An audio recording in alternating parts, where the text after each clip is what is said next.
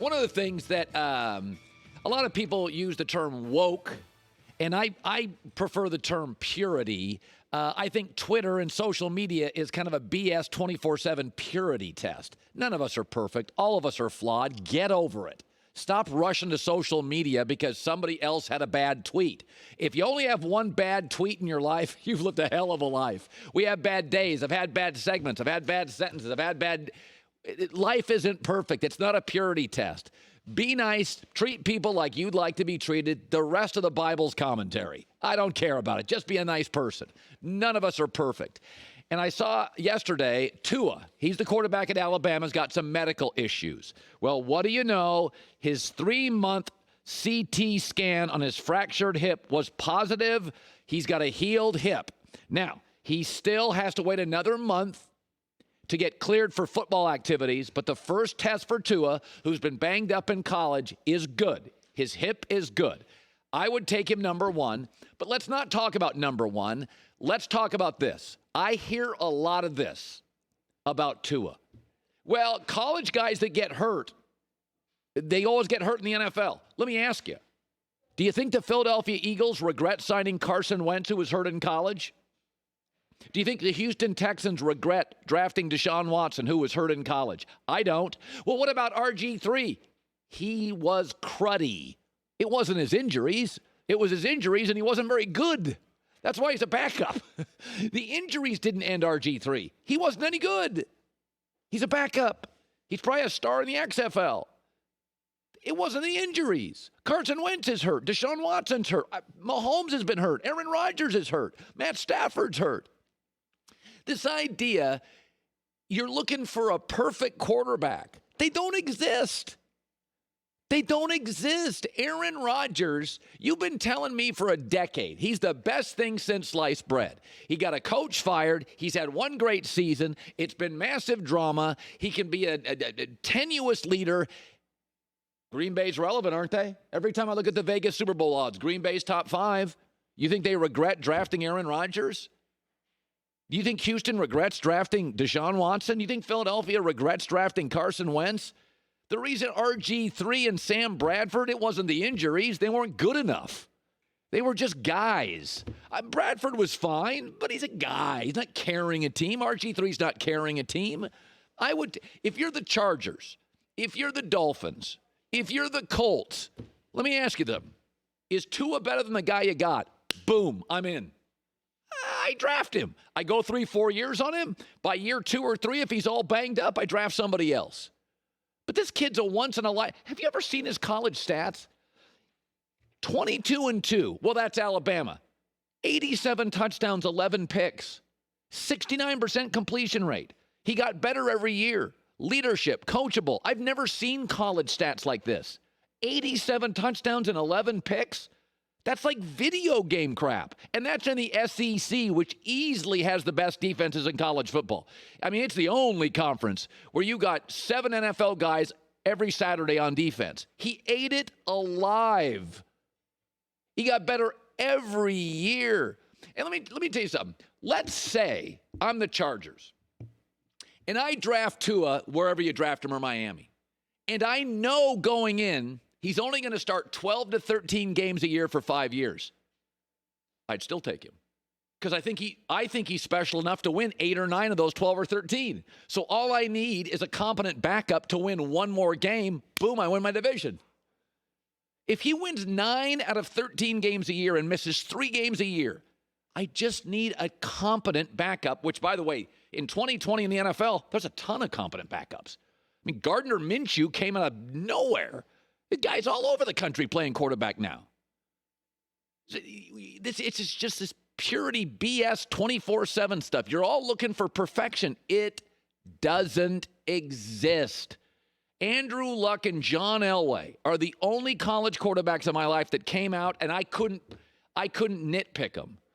I mean, but about the only 2 guys you're like smart, big arm, work hard, coachable, can move a little bit. That's it. 2 guys, history of my life, 4 decades of watching the NFL draft, 2 quarterbacks.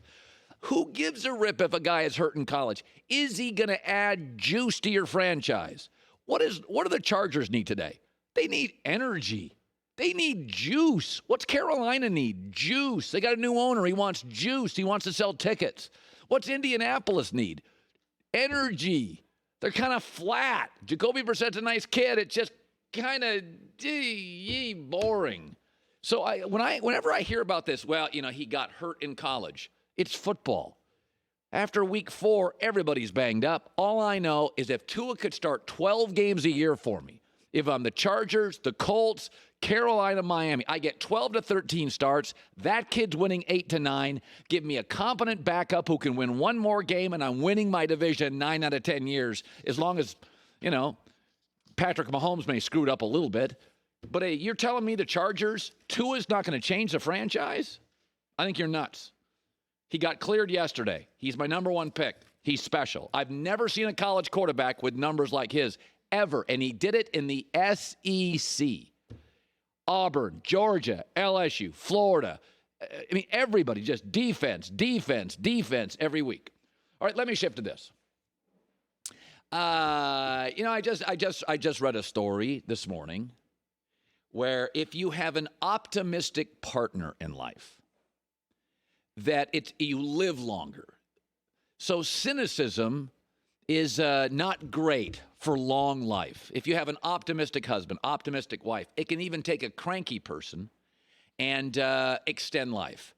Listen, in sports, a lifetime is like 15 years. Brady and Belichick have lived like 2 lifetimes by NFL standards.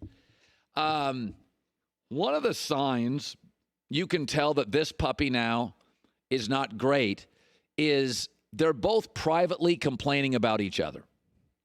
So there's a story that Robert Kraft wants the Patriots and Tom Brady to, quote, see what's out there in free agency. There's another story that says Robert Kraft, quote, you know what I want. You know what's happened here is that Robert Kraft was in Brady's corner, and Robert Kraft has gone back to being a businessman, which means he's sort of in Belichick's corner because Belichick's got 10 more years to coach and Brady's got about 2 years to play. But what's really happened in this relationship is what you don't want to happen in non-football relationships. Both Belichick and New England are privately complaining about Brady, and Brady, I've been told, is privately complaining about New England. This is how you and I don't want to end at 60, 70 years old. Privately complaining about our partner, which is why this puppy's got about a year left. I know New England's complaining about Brady. How do I know it? Because I saw an article 2 years ago with Seth Wickersham on ESPN, the magazine, where there were multiple anonymous quotes saying Brady's a system quarterback and the coaches in New England think many guys could win here. That was not exactly a subtle shot at Brady inside the room. And then I also know that the New England people are banging on Brady because Tom's wife, and Tom let this end up in the documentary and he could have edited it out, Tom saying to his wife, I don't feel respect here. Why? Because New England's privately complaining about him and some of it's getting to Tom. And how do I know Tom's complaining about New England? I'll write a book about it someday, but I've got it well sourced. He's complaining about New England. And also because Tom Curran, the most connected writer in Boston, was on our show yesterday and talked about things that I'm hearing. And I don't know if Tom and I are hearing them from the same people, but he's the most well-connected Patriot guy I know, and he's hearing what I'm hearing about Brady and his misgivings about New England. It's about this, very simply, Colin. He wants to get to the line, be under center or in shotgun in 2020, and look across at the defense and say, you know what? I got an app for that. I got a guy here, I got a guy there. I know we can execute on this play that's going to work. And he hasn't really felt that way the last 2 years. So it hasn't been a lot of fun offensively. So it's not about the money. It's about the opportunity to enjoy the football, to enjoy the offensive side of things, to not have to throw it away 6 times a game or run for his life or not know exactly where his receivers are going to be. So that is the surrounding cast is as important or more important than the money. Okay, so that's exactly what I'm hearing. Tom's complaining, but this my point is that what you want to end up in life is that you're optimistic, you go home every night, you have a good dinner, you have good laughs. Optimism extends life.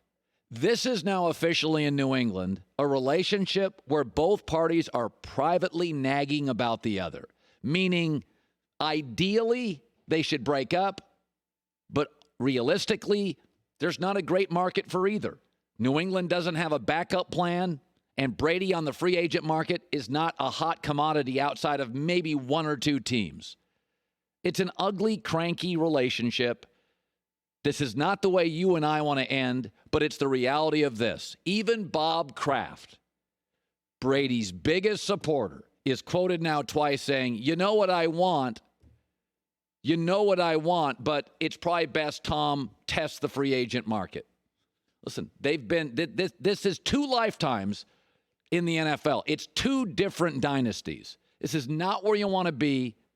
Robert Kraft has removed himself. It's back to business. They're both privately bickering. Tom's not a hot free agent. New England would rather replace him but has no plan. Welcome to a good football team going forward, but no longer a Super Bowl contender. Hi, everybody. Thanks for watching. Subscribe here to get the latest from the show. Also, be sure to check out more of the best clips from The Herd or go watch a few segments from other shows on FS1.